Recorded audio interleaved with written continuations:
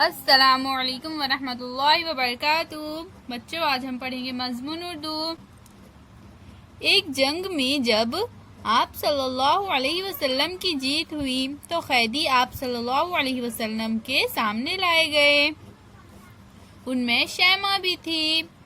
آپ صلی اللہ علیہ وسلم نے اسے پہچان لیا اور آزاد کر کے بڑی عزت کے ساتھ اس کے خاندان والوں کے پاس بھیج دیا۔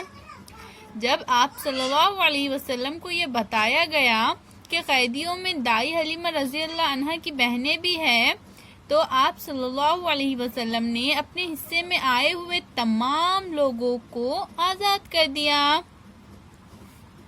یہ دیکھ کر مدینے کے لوگوں نے بھی اپنے قیدیوں کو چھوڑ دیا۔